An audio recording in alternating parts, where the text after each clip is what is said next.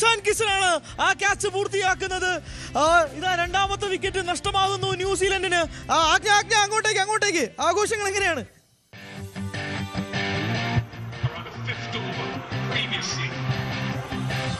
ഹരി, ഒരു സെക്കൻഡ് വൈകിയാണ് ഇവിടേക്ക് എത്തുന്നത്. അതായത് ഈ പറഞ്ഞതുപോലെ രണ്ടാമത്തെ വിക്കറ്റ് ഇതുവരെ ഇവിടുത്തെ സ്ക്രീനിൽ എത്തിയിട്ടില്ല. അതുകൊണ്ടാണ് ഒരു സെക്കൻഡ് ഒന്ന് വെയിറ്റ് ചെയ്യണം.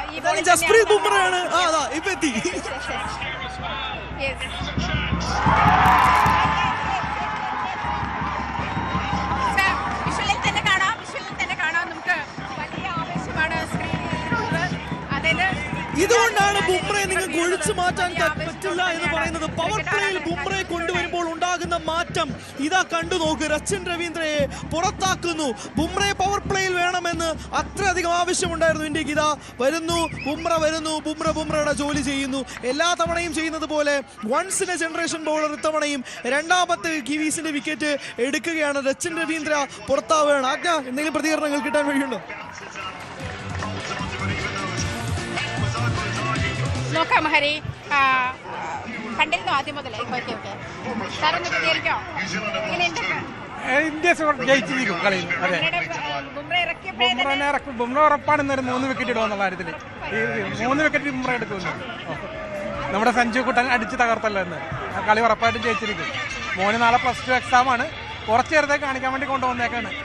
എന്തായാലും കണ്ടു കഴിയുമ്പോൾ കുറച്ചൊരു മാർക്ക്. അതെ.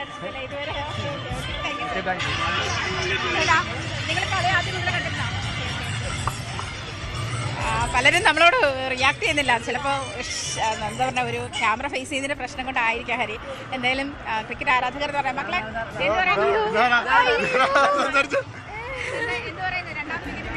അത് ഞാനിപ്പോ വരായിരുന്നു. I was not here when the match was started.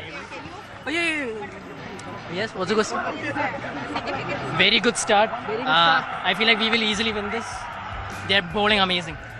I only believe in Jassi Bhai. Jassi Bhai is the game changer. Jassi Bhai beat Bumrah.